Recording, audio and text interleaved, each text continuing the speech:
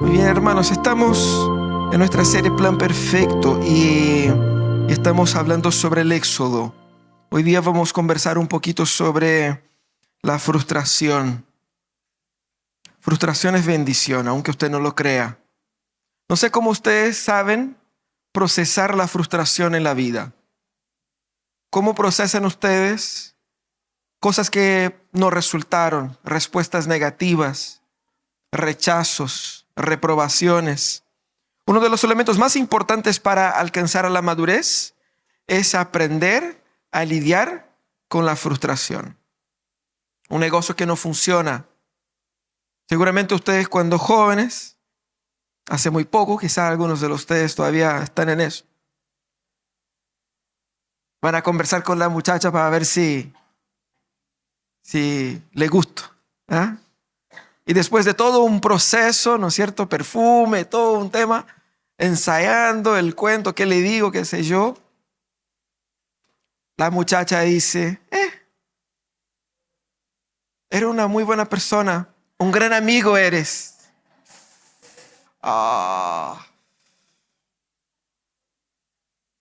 Te amo en Cristo. ¿Ah? Si fue canota, es decir, te amo en Cristo. ¿Ah?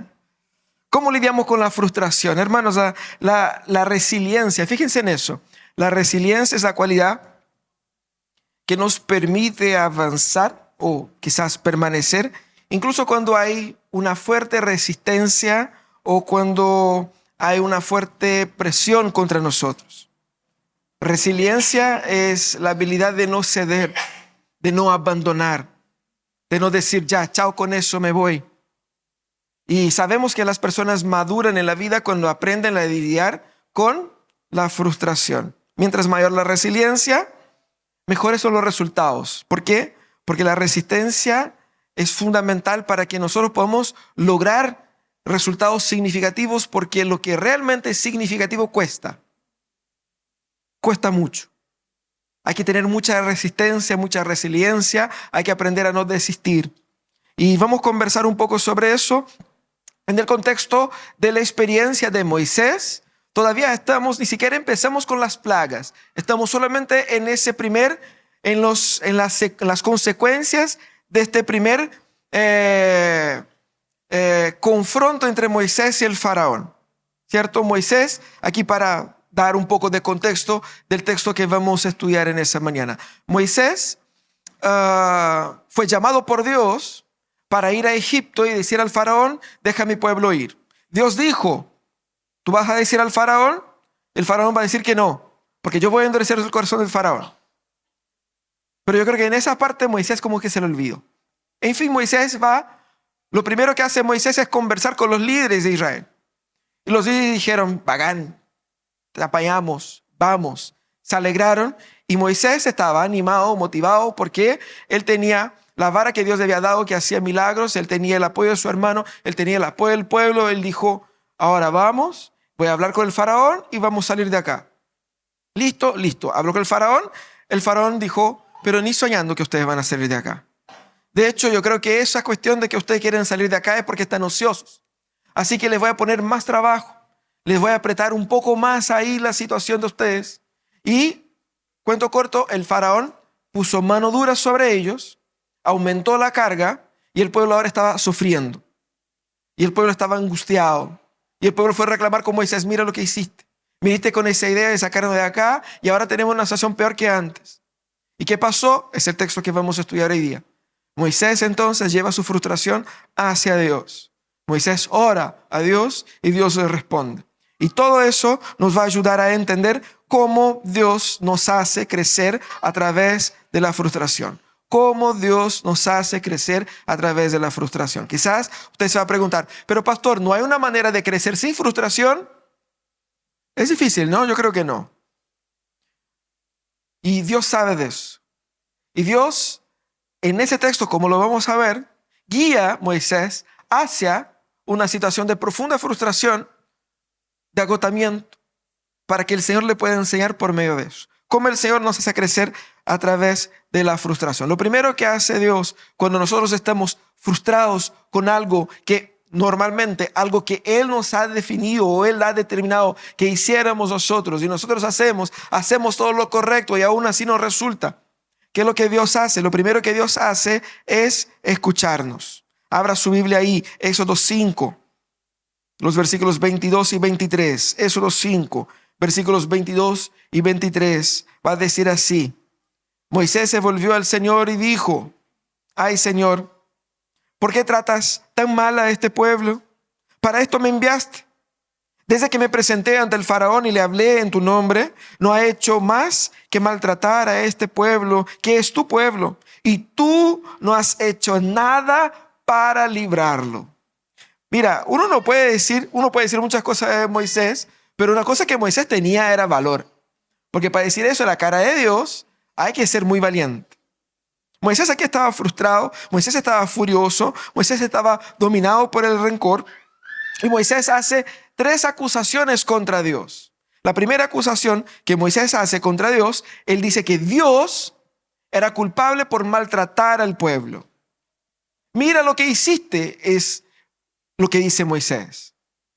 Pero no era Dios quien estaba maltratando al pueblo. ¿Quién era? El faraón. Moisés no dice: mira, Señor, lo que está haciendo el faraón. No, mira lo que tú hiciste con ese pueblo. Él atribuye a Dios y no al faraón la culpa por el sufrimiento del pueblo. Moisés también hace una segunda acusación. Él acusa a Dios de ser malintencionado. Aquí yo creo que fue crueldad. Porque él dice: ¿para eso me has llamado? Oye, aquí fue duro. ¿Para eso me has llamado? ¿Para maltratar a su pueblo?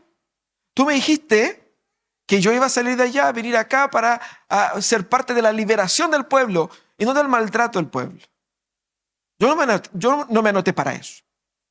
Él cuestiona a Dios, cuestiona el llamado de Dios y como que si hubiera una segunda intención, una intención oculta por parte de Dios, negativa quizás, por llamarle a él. Pero también él acusa a Dios de algo aún más grave. Él acusa a Dios de negligencia. Él dice: mira, me hiciste venir acá a confrontar al faraón. El faraón hizo todo lo que hizo. El pueblo está sufriendo. Y tú no has hecho nada para librarlo. Eres un Dios negligente. Eres un Dios que no ha dado el ancho de la situación. Duras palabras, ¿no? Duras palabras acá. ¿Cuál es el pecado de Moisés con esas palabras? Porque claramente esas palabras reflejan un corazón que está amargado. Pero ¿cuál es el pecado de Moisés? Primero, es la falta de fe. ¿Por qué falta de fe? Porque Moisés no estaba pasando por eso sin previo aviso. Dios le había dicho: yo voy a endurecer el corazón de Faraón. ¿Pero qué hizo Moisés? Moisés no escuchó. Él no creyó. Él no siguió al pie de la letra las instrucciones que Dios le había dado, o al menos no en ese aspecto. Él se olvidó de esto. Él se olvidó de que la manera como Dios haría su plan era la manera de Dios y no la manera de Moisés. El primer pecado de Moisés fue la falta de fe en las palabras de Dios. Lo segundo es que Moisés aquí estaba demostrando que él ya estaba justo al inicio de su llamado fracasando en ese mismo llamado. ¿Por qué? Porque Moisés lo que estaba haciendo es absorber el rencor del pueblo. El pueblo estaba muy dolido. Y con razón, o sea, se le están pegando, le están maltratando, con razón están dolidos, estaban sufriendo. ¿Qué hace Moisés? Moisés absorbe el dolor del pueblo y lo toma como suyo. Moisés debiera ser la voz de Dios hacia el pueblo y no expresión del rencor del pueblo hacia Dios. Eso es lo que era el llamado de Dios. Él se niega a las palabras de Dios en un primer momento para absorber la visión del pueblo sobre la situación. Y en tercer lugar, Moisés pasa a ver a Dios aquí no como la solución, sino como un problema. En esa oración, lo que está diciendo Moisés es que: Señor, el problema acá eres tú. De hecho, estábamos mal, pero estábamos mejor que ahora. Empezaste a hacer esas movidas y empeoraste la situación y no nos ayudaste. Entonces, el problema aquí eres tú. ¿Qué hacemos? Ese es el pecado de Moisés. Pero aquí hay un tema, hermanos. Fíjense que Moisés dice todas esas cosas duras a Dios. Y Dios tenía todo el derecho de subirlo y bajarlo. en 2 segundos. Dios podría decir, ¿y quién te creí tú? Ese pueblo yo hice yo mismo con mi propia mano, aquí lo inventé, esa cuestión toda. Pero Dios no hace eso.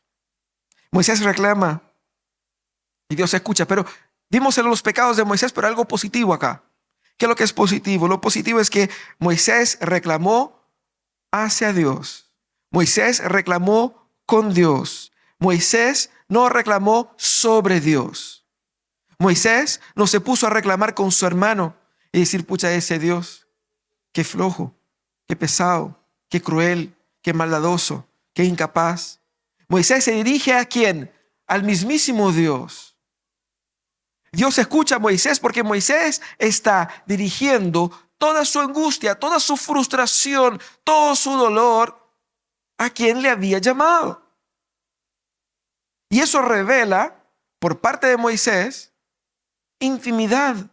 Cuando nosotros tenemos intimidad con una persona, podemos decir cosas incluso difíciles y duras, intercambiar acusaciones, porque tenemos esa libertad.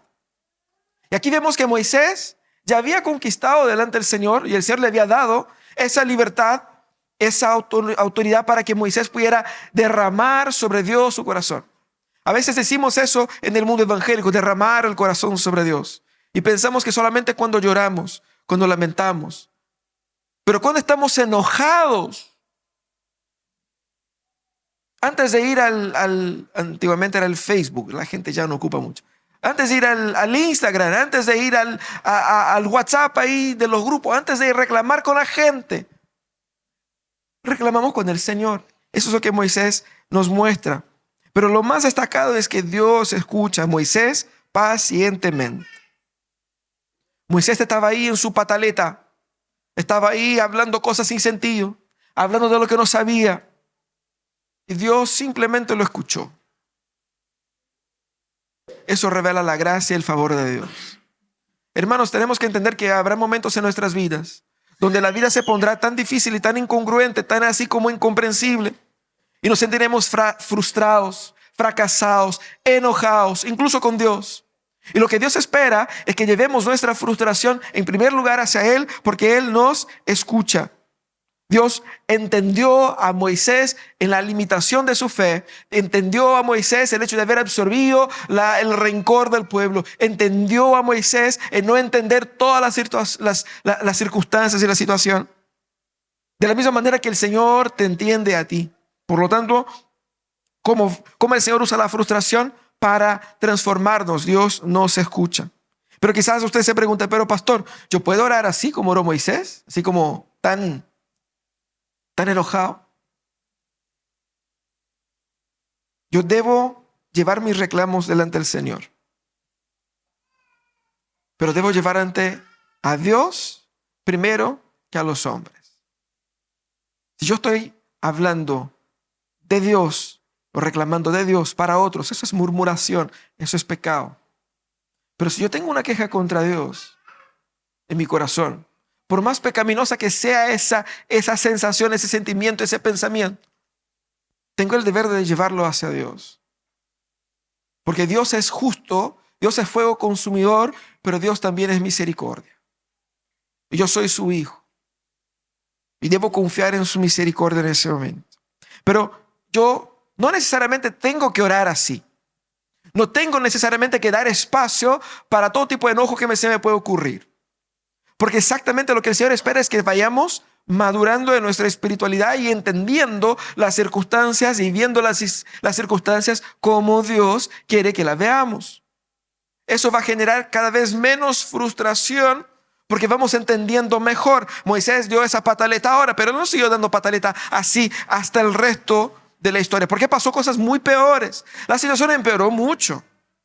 Fueron 10 plagas y ni siquiera empezó todavía. Por lo tanto, nosotros podemos aprender y debemos aprender en la medida en que avanzamos. El Señor espera que evaluemos nuestro corazón, porque se acordarán de Jonás.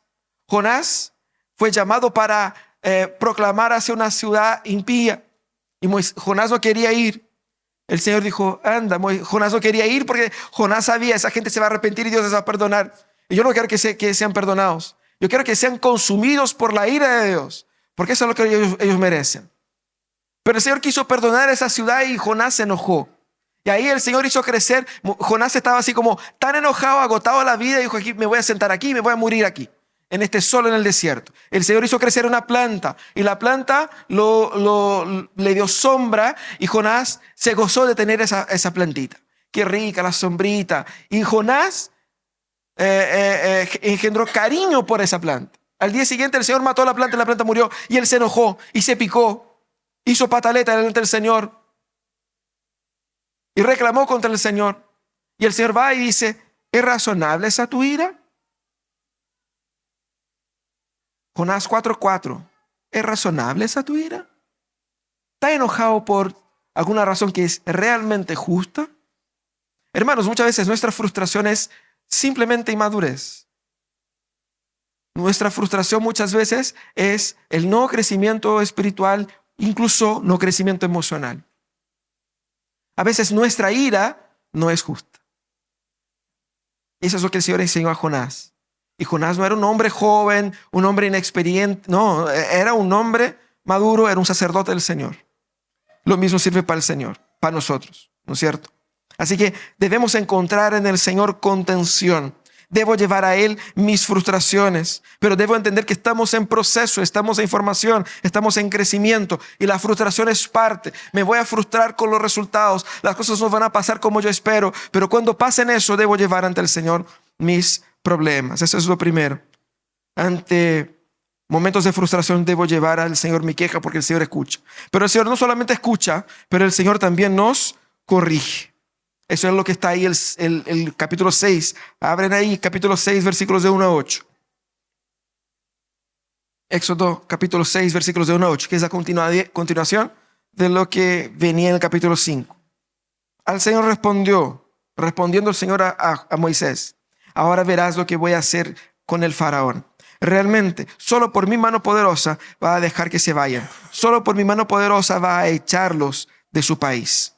En otra ocasión Dios habló con Moisés y dijo, yo soy el Señor. Me aparecí a Abraham, a Isaac y a Jacob bajo el nombre de Dios Todopoderoso, pero no les revelé mi verdadero nombre, que es el Señor. También con ellos confirmé mi pacto de darles la tierra de Canaán, donde residieron como forasteros. He oído además el quejido de los israelitas, a quienes los egipcios han esclavizado, y he recordado mi pacto. Así que ve y di a los israelitas, yo soy el Señor y voy a quitarles de encima la opresión de los egipcios. Voy a librarlos de su esclavitud. Voy a librarlos con gran despliegue de poder y con grandes actos de justicia. Haré que de ustedes, mi pueblo, yo seré su Dios. Así sabrán que yo soy el Señor su Dios, que los libró de la opresión de los egipcios. Y yo los llevaré a la tierra que juré solemnemente con la mano en alto dar a Abraham, a Isaac y a Jacob. Yo, el Señor, les daré a ustedes posesión de ella.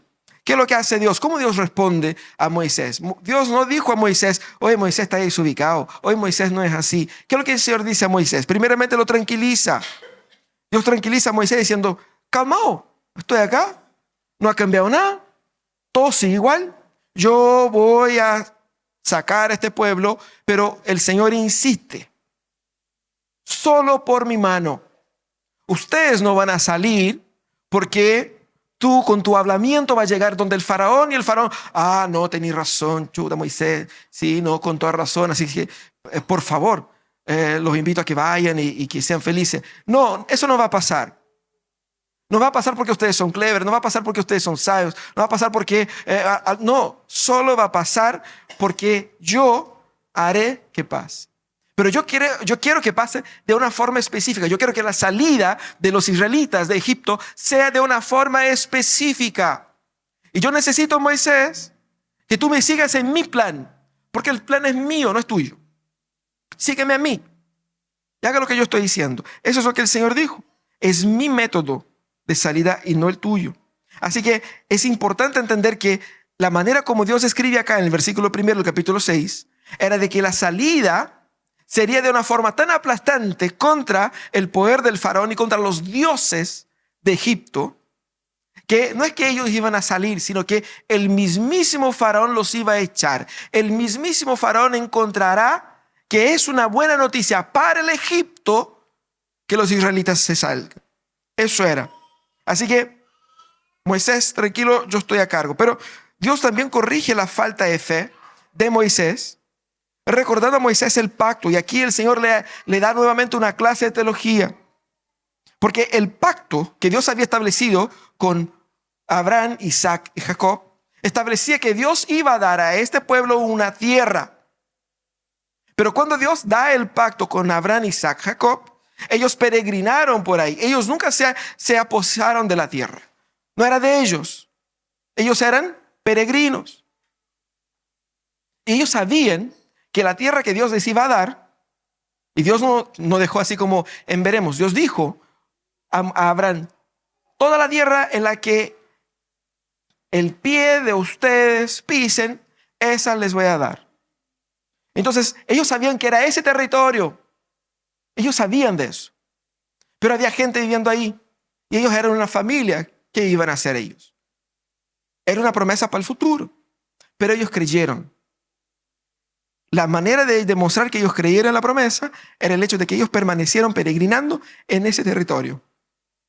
Y no se apartaron de ahí. Excepto cuando fueron a Egipto. Por eso ahora tenían que regresar. Entonces, el pacto de Dios era la certeza de la liberación. No era un tema de si Dios les iba a liberar o no, sino que un tema de cuándo sería. Entonces, aquí lo que hace Dios es fantástico porque Dios va a contrastar la fe de los patriarcas con la fe del pueblo. Diciendo, mira los patriarcas. Cuando yo les prometí, ellos no tenían ni fecha ni idea de cuándo en el futuro eso se iba a dar. Y ellos, sin ninguna perspectiva, creyeron. Pero ustedes, cuando yo ya les puse incluso fecha, les dije, es ahora, y ya estoy moviéndome y haciendo milagros aquí entre ustedes, ustedes todavía no creen. Contrastando la falta de fe del pueblo en Egipto de la fe de los patriarcas. Pero el Señor va más allá y dice, a ellos yo me revelé como el Dios Todopoderoso. Aquí Dios utiliza dos nombres para sí mismo. Y en el primer nombre revela el Dios que existe, el Dios que tiene poder, el Elohim. Pero a ustedes, yo estoy revelando algo más de mi carácter, algo más profundo de mi ser. Ustedes me conocen mejor que Abraham. Porque a ustedes me he revelado como no me he revelado a ellos. A ustedes me he revelado como Dios Yahvé.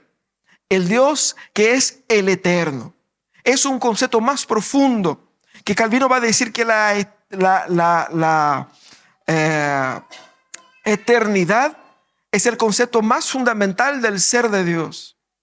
Por lo tanto, Dios aquí se está revelando al pueblo de una forma más profunda, con más detalles. Dios está mostrando para ellos que Él no era solamente un Dios entre los muchos, sino que Él era el único verdadero Dios que existe, confrontando todas las divinidades de los pueblos paganos de la época. Y Él dijo, ustedes tienen una mejor revelación, la capacidad de entender mejor a Dios, de manera que la fe de ustedes debiera ser más fácil. Ustedes tienen más facilidad para creer que los patriarcas, pero no. Ustedes tienen el corazón más endurecido que el de ellos. Y eso es lo que el Señor confronta.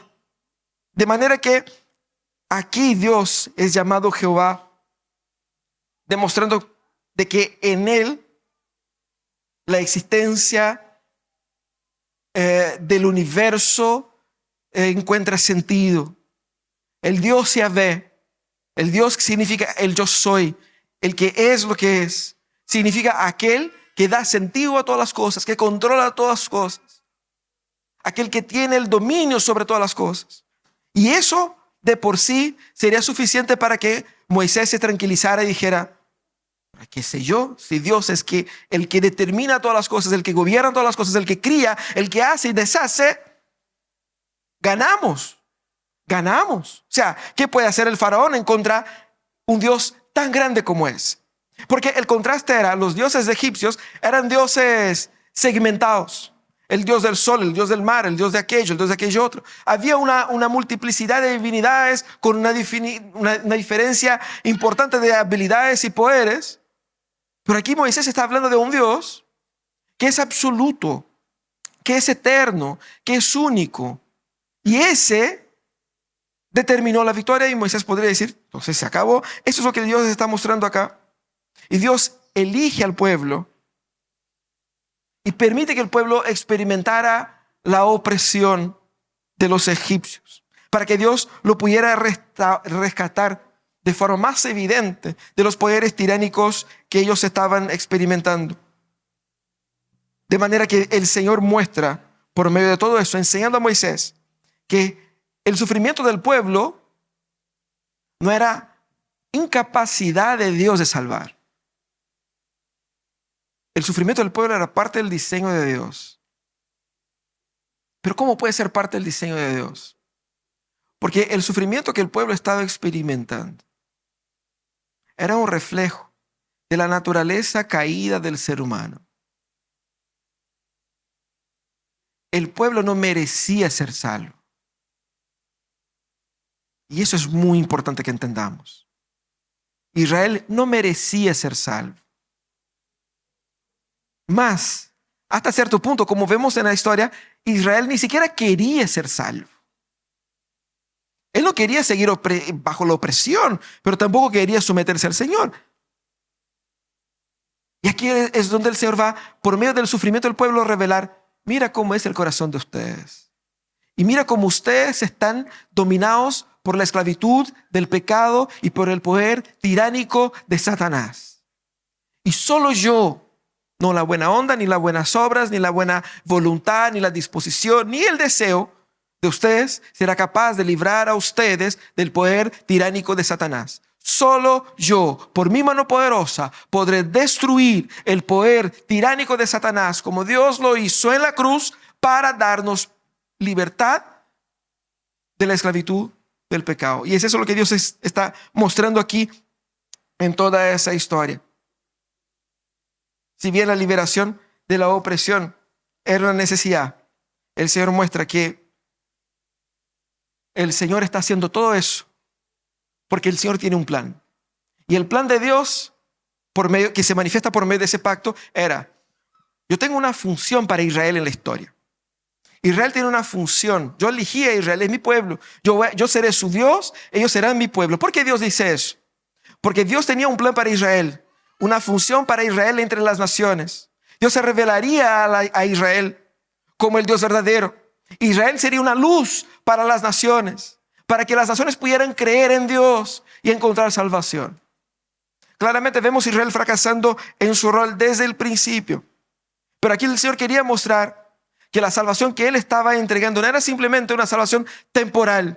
No era así simplemente, oye, ustedes están pasando por un mal rato, les voy a salvar de ese problema. No, la salvación que Dios estaba entregando a Israel era una salvación definitiva. Porque el concepto de dar tierra era dar un establecimiento eterno, definitivo, para ellos como nación. Ellos plantarán y comerán de su propia tierra. Sus hijos vivirán ahí, sus nietos, y por siempre heredarán ese territorio. Eso era lo que eso es lo que simbolizaba, haciendo un simbolismo de la redención definitiva y eterna que apunta hacia el reino venidero. Por eso que cuando Cristo venga, Él traerá una nueva tierra, un nuevo lugar, indicando continuidad de existencia con Él. Y eso es lo que Dios está diciendo acá. La salvación no era simplemente temporal, era una salvación eterna, era una salvación definitiva. Y por eso que Israel fue adoptado, y eso es lo que el Señor dice: ustedes serán mis hijos y mi pueblo, y yo seré su Dios. La adopción de Israel aquí apunta hacia nuestra adopción en Cristo. Porque así como Israel no merecía ser salvo, nosotros, tú y yo, tampoco merecemos ser salvos. Y que si no fuera Dios tocando nuestros corazones, ni siquiera nosotros queríamos ser salvos. Porque si hay en nosotros la conciencia de nuestra perdición, es porque el Espíritu Santo ya empezó a trabajar en nosotros. De manera que de la misma manera como Dios libra a Israel de la tiranía del faraón, Dios libra a nosotros de la tiranía de Satanás, adoptándonos como su pueblo, estando bajo su jurisdicción y su protección. Y eso es muy importante, muy interesante para que entiendan. Todos ustedes o casi todos ustedes son chilenos y se rigen por las leyes chilenas. Pero si usted fuera brasileño, mexicano, boliviano, peruano, viviendo acá, ustedes estarían debajo de las leyes chilenas, pero también teniendo la protección de su país.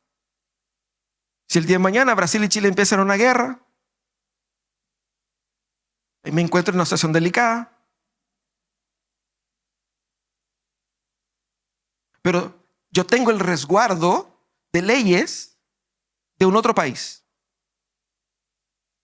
Incluso yo puedo refugiarme en la embajada de ese país. Tengo ese derecho. Porque yo tengo yo derecho por nacimiento, pero puedo decir que fui adoptado dentro de esta nacionalidad. Pero si yo me hago chileno y Chile se pelea con Perú o con cualquier otro país, me rijo por los beneficios de la nacionalidad chilena.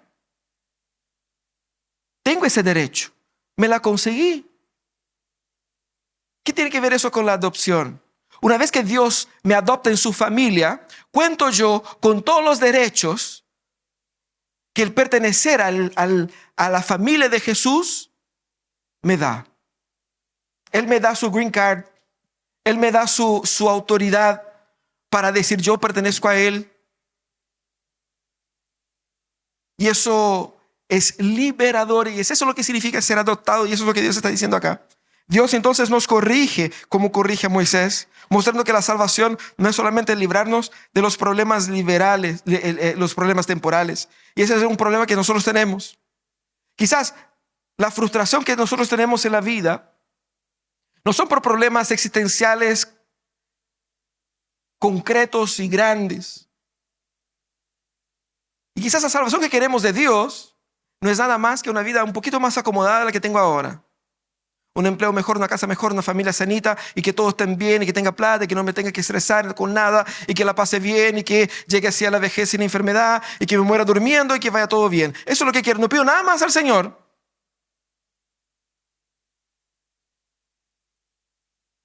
Pero eso no es salvación, al menos no es la salvación de Dios.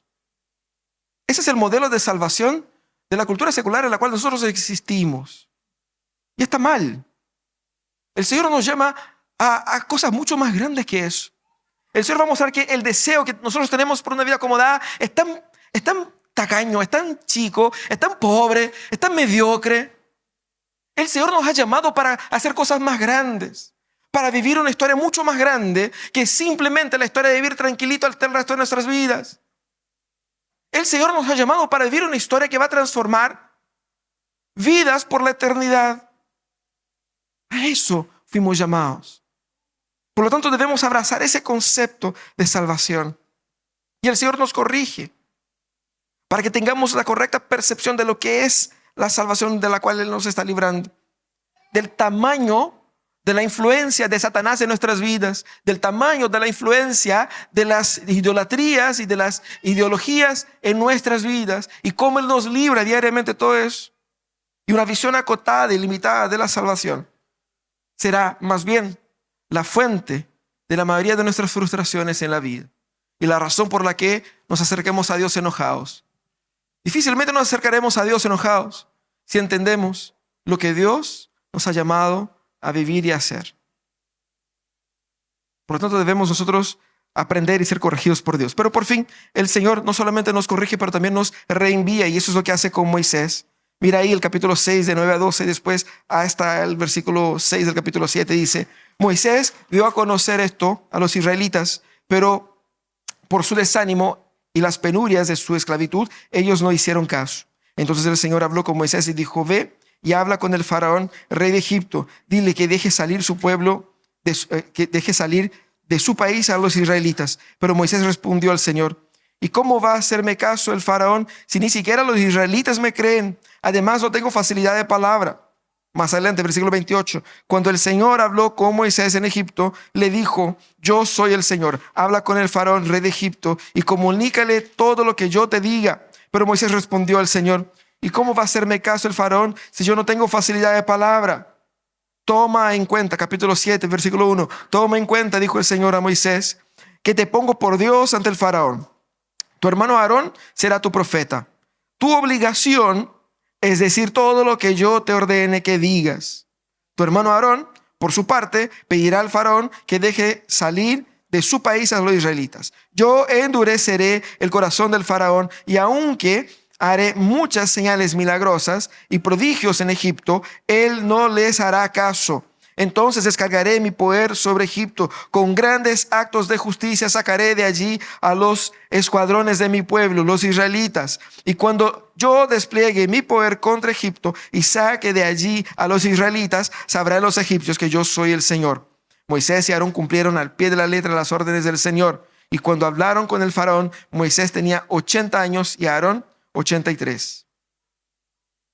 Y aquí es muy importante. Dios, después de hacer una clase de teología de nuevo con Moisés, lo reenvía. Y más que nada el Señor lo llama y dice: yo le voy a repetir con peras y manzanas. Escúchenme.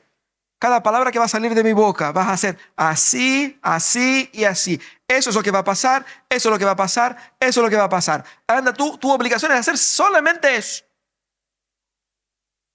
Y es interesante porque lo que el Señor dice a Moisés es: primero, no espere tener ánimo para actuar. Moisés estaba desanimado porque él fue a hablar con el pueblo y el pueblo dijo: no queremos saber nada de eso. Estaban muy desanimados. Y Moisés dijo: pero si ni el pueblo no me cree. Y el Señor dijo: ¿y qué importa? Tú anda a hacer lo que yo te dije. Moisés, entonces, ya no debiera ir al faraón motivado por el respaldo de la gente. Porque esa era la comprensión que tenía Moisés. El Señor me mandó, todo bonito, pero si la gente me respalda, yo voy a la segura. Pero Moisés se sentía menos capacitado porque no tenía el respaldo del pueblo.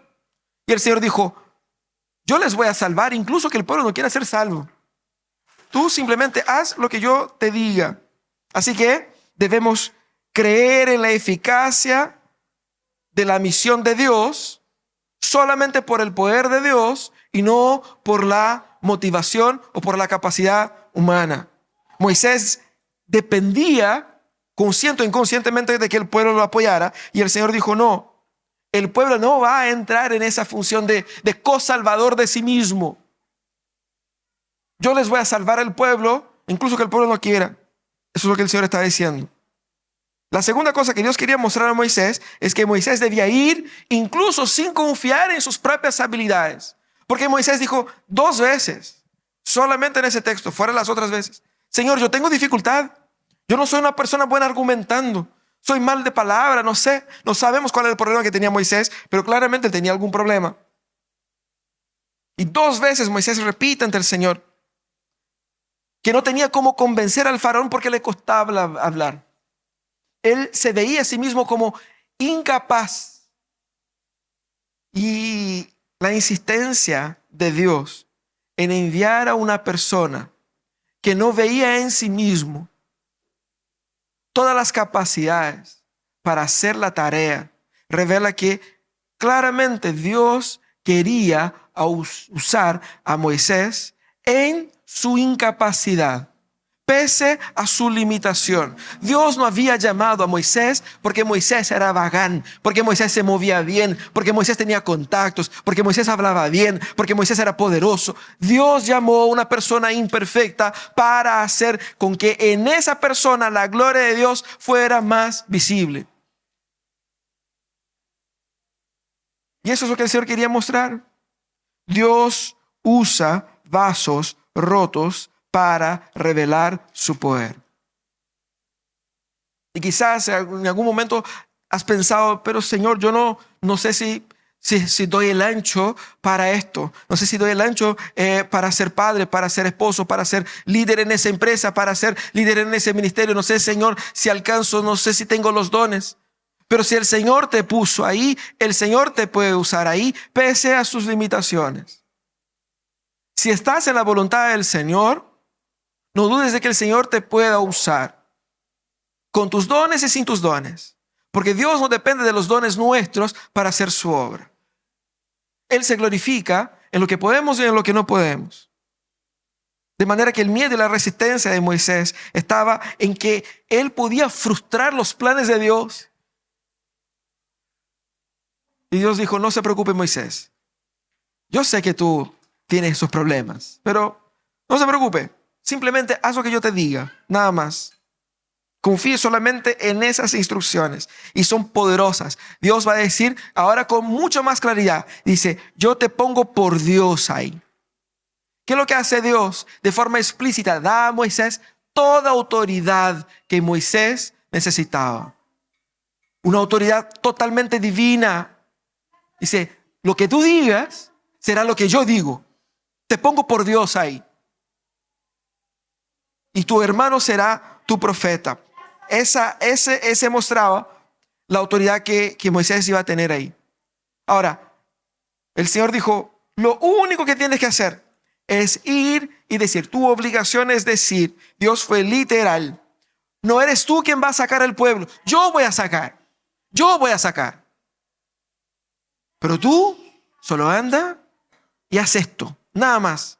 Tú no tienes que preocupar. ¿Cómo voy a sacar a este pueblo? Tú no vas a sacar a nadie. Yo voy a sacar. Esa es su obligación. Nada más. Y más. Dios le agrega. Y no se asuste. Porque yo soy el que voy a endurecer el corazón de Faraón. El Faraón se va a poner duro. Va a resistir. Y eso es normal. Eso es parte del plan. Yo estoy trabajando en eso.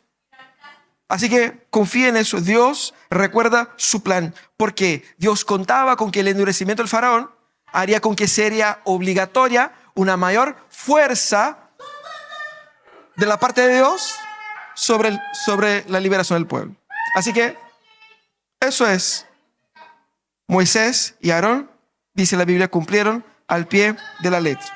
Ellos no tenían respaldo de la gente. Ellos no tenían las habilidades más necesarias. Pero ¿qué hace Dios? Confía en mí.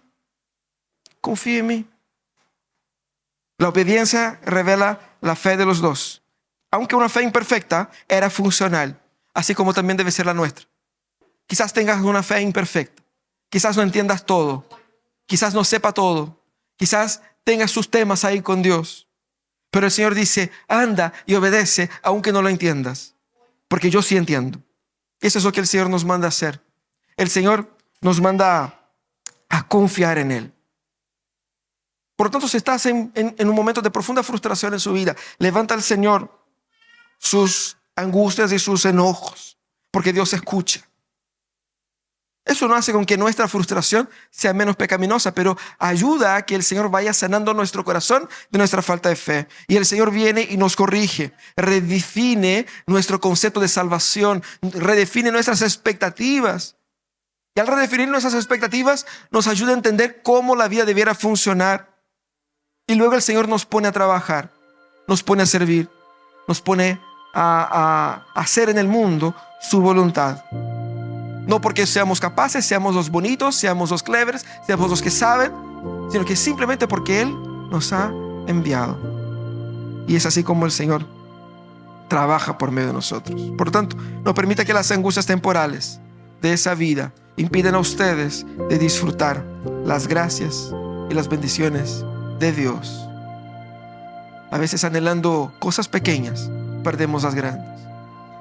No alimentes en tu corazón un tipo de salvación diferente de la salvación que Dios da. No alimentes en tu corazón una expectativa diferente de la que Dios ofrece. Ni confíes solamente en el apoyo externo o en tus habilidades para comenzar a obedecer a Dios. Obedece a Dios con lo que tienes en tus manos. Simplemente porque Dios mandó. Y ahí veremos lo que Dios quiere hacer con eso. Amén.